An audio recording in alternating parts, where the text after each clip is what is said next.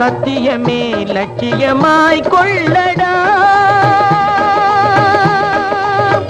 சத்தியமே லட்சியமாய் கொள்ளடா, தலை நிமிர்ந்து உனை உணர்ந்து செல்லடா,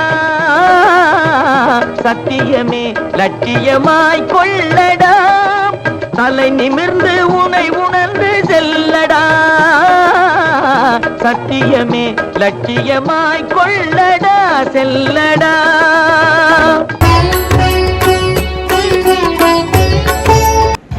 நீங்கள் பார்த்துக் கொண்டிருப்பது மாசிமகன் யூடியூப் சேனல். தொகுத்து வழங்குபவர் சேவை செல்வம் டாக்டர் சுபசிவ பெருமாள் யாதவ். இந்த சேனலை சப்ஸ்கிரைப் செய்து கொண்டு தொடர்ந்து பாருங்கள். தினமும் ஒரு தகவலுடன் உங்களை சந்திக்க இருக்கிறோம். நன்றி, வணக்கம். தொடர்ந்து ஆதரவு தாருங்கள்.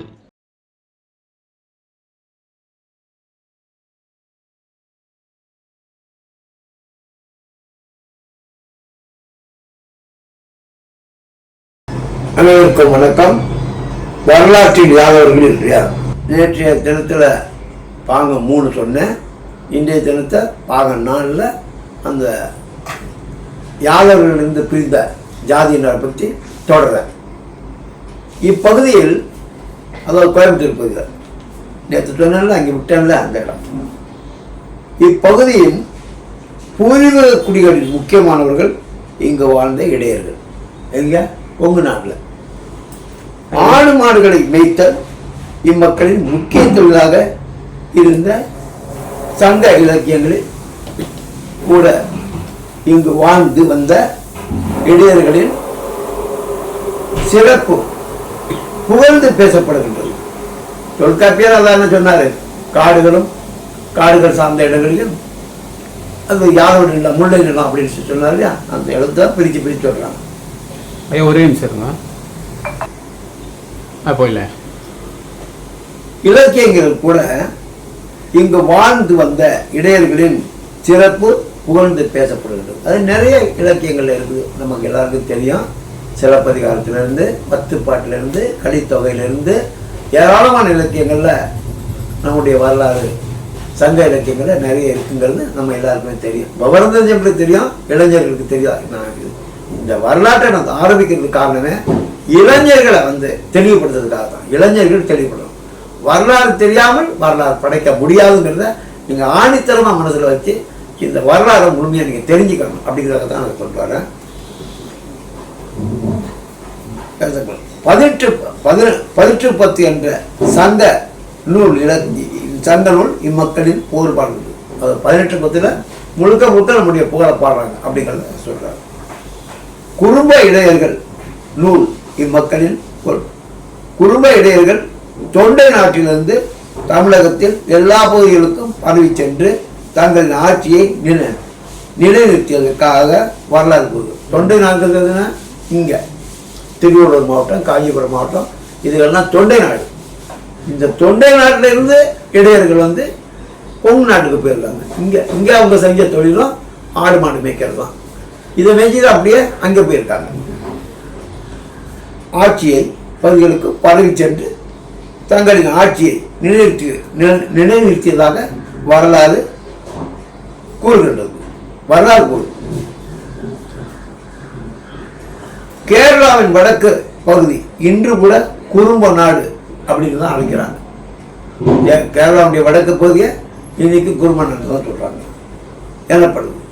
கொங்கு நாட்டில் வடக்கே அதனை சேர்ந்தார் போல் இருந்தது பண்டி நாடு. கொங்கு நாட்டுக்கு பக்கத்திலே சேர்ந்தார் கூட பண்டி நாடுன்னு ஒரு நாடு இன்னைக்கு இருக்குது. அந்த நாடு பண்டி நாடு இன்னைக்கு இருக்குது என தொல்காப்பியம் குறிக்கிறது. தொல்காப்பியத்தில் சொல்லப்படுவோம். ஆனா அந்த ஊர் இன்னைக்கு இருக்குது. சங்க இலக்கியங்கள் இதனையே எருமையூர் என அழைக்கின்றன. எருமையூர் இப்போ மைசூர் தான் எருமையூர். எருமையூர் என பெயர் பெற்றது. இப்பகுதி கால்நடை செல்வங்களுக்கு சிறப்பு பெற்றது. வரலாற்று ஆசிரியரான தாளவி, அது நீங்க கேள்விப்பட்டீங்களான்னு தெரியல. தாளவிங்கிறது ஒரு பெரியவர். அவர் வெளிநாட்டுக்காரர். 2ஆம் நூற்றாண்டில் இந்தியா வந்தவர் எழுதுகிறார். close to the country of Tangara is the country of the Potai. அவர் என்ன சொல்றாரு, இந்த தங்கராங்கிறது இப்போ பின்னாடி வரும். தங்கரா நகரத்திற்கு அருகாமையில் இடையர்களின் நாடு உள்ளது என அவர் குறிப்பிடுகிறார். தங்கரா என்பது தற்போது திண்டுக்கல். இந்த திண்டுக்கல் தான் அந்த காலத்தில் தங்கரான்னு இருந்தது. அந்த தாளதிங்கிற வரலாற்று பேராசிரியர், வரலாற்று அறிஞர் அவர் சொல்றார், அவர் வெளிநாட்டுக்காரர் என்பது தற்போது உள்ள திண்டுக்கல் நகரம். படோய் என்பது இடையர்களை குறிக்கும் சொல். பட்டோயின் கருத்து சொன்ன கருத்து அது வந்து இடையர்கள் குறிக்கும் சொல். கொங்கு நாட்டிற்கு இந்த இடையர்கள் மேய்ச்சல் நிலத்தை தேடி வந்தவர்கள்.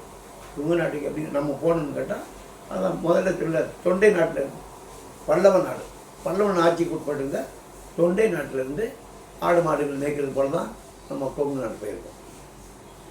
நிலத்தை தேடி வந்தவர்களே இந்த கொங்கர்கள் தங்கள் கடின உழைப்பினாலும் படை வலிமையினாலும் முன்னுக்கு வந்தவர்கள்.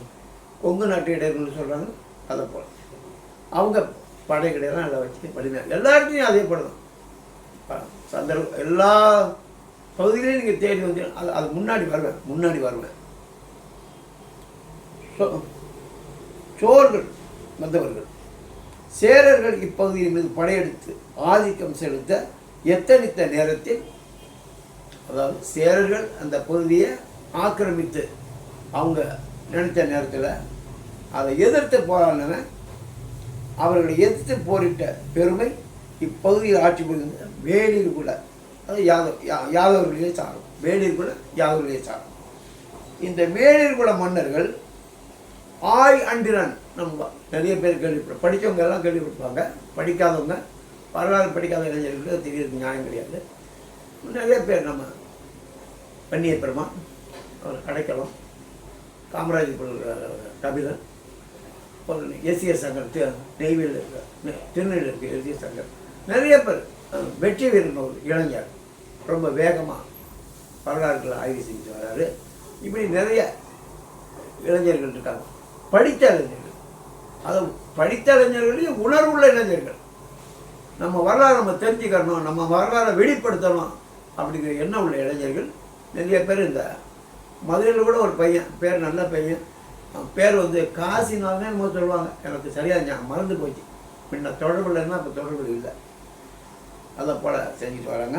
இந்த வேளிர் குல மன்னர்கள் ஆய் அண்டிரன், அதியன், வேலி எவ்வி, வேலி இதெல்லாம் நம்ம எல்லாம் படித்தவங்க எல்லாம் கேள்விப்பட்டதும். வேலியவி என்பவர் ஆவார். ஆதி அண்டிரன் வேலியவி என்பவர் ஆவார். சேர நாட்டு இடையர்களை பூலியர்கள் என இலக்கியங்கள் கூறுது. இலக்கியத்தில் வந்து அந்த பகுதி வந்து பூலியர்கள்னு சொல்லுது.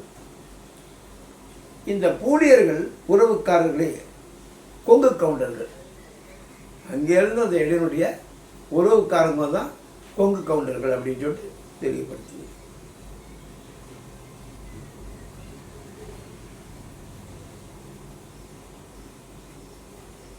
கொங்கு இருந்து கவுண்டர் அல்லது கவுண்டா என அழைத்து கொள்வர். இவர்களும் வடக்கே துவாரகிலிருந்து வந்தவர்கள் என வரலாறு உண்டு. இவங்கெல்லாம் நம்மளை போல, இந்த கொங்கு கவுண்டர்களும் நம்மளை போல துவாரகிலிருந்து தான் வந்திருக்காங்க. கிருஷ்ண வம்சம். புத்திர பேரற்ற யாதவ அரசன், அதாவது புத்திர குழந்தை பாக்கி இல்லாத ஒரு யாதவ பேரரசன் ஒரு முனிவரின் யோசனையோடும் உதவியோடும் புத்திர பேரு வேள்வி நடத்துகிறார். புத்திர குழந்தை பாக்கியத்துக்காக ஒரு வேள்வி நடத்துகிறார். அந்த வேள்வியின் யாக குண்டத்தில் ஒரு கும்பத்தில், கும்பம்னா கலகம் தெரியும், உங்களுக்கு எல்லாம் தெரியும். கும்பம்னா கலகம், கலசம், கலசம் கலகம் நினைச்சிடாதீங்க, கலசம். ஆகுதி, அதுலேருந்து ஒரு ஆகுதின்னா ஒரு புகை கிளம்புது. கும்பம் வேள்வி நடத்தினா என்ன நடக்கும்? புகை தானே வரும். அந்த அதனை அரசன் தன் மன அந்த ஆகுதி தொண்டருக்கு அந்த ஆகுதியை அந்த அந்த சாம்பலை கொண்டு போய் மனைவிக்கு கொடுக்குறான். அந்த மனைவி கொடுத்தவொடனே அதுக்கு பின்னாடி தான் அந்த அம்மாவுக்கு தன் மனைவி மார்களுக்கு அவருக்கு எத்தனை பொண்ணு தெரியல அதனை உண்டு கருத்தரிக்கும் சக்தியை பெறுகின்றனர். அதன் பலனாக பிறந்த குழந்தைகளின் சந்ததியினரை கம்மவார் அந்த அந்த வகையில் அந்த மன்னனுக்கு பிறந்தவங்க தான் கம்மவார் நாயுடு, கம்மவார் சமுதாயத்தினர். அந்த வேள்வியில் தோன்றிய கும்பத்தை சகல மரியாதைகளுடன் வேள்வி சாலையிலேயே வைத்திருந்தான். அந்த அந்த அந்த கும்பத்தை அதிலே வச்சிருக்கான். அந்த மன்னன் கும்பம் இருந்த இடத்தை அந்த பெயராலேயே அந்த மன்னன் அழைத்தான். அதற்கு பெயர் நாளவில் கம்பம் இருக்க கம்பம். அதன் பெயர் நாளவில் கம்பம் என மாறிற்று. அங்கு ஆட்சி புரிந்த மன்னர்களுள் அவர்களின் சந்ததியினரும் கம்மவார் எனப்பட்டனர். கம்மார் நாயுடு எங்கேருந்து பிறகுறாங்க? கம்பத்தில் பிறந்து அதுக்கு பின்னாடி கம்மார் நாயுடு எனப்பட்டனர். இம்மக்கள் ஆந்திர பிரதேசம், தமிழ்நாடு ஆகிய பகுதியில் உள்ளனர். கம்மார் சரித்திரம் என்ற நூலில் நல்லா கவனிக்கணும். கம்மார் சரித்திரம் என்கிற நூலில் கம்மவார் யது மன்னனின் பரம்பரை வம்சாவளியினர் என்று குறிப்பிடப்பட்டுள்ளது.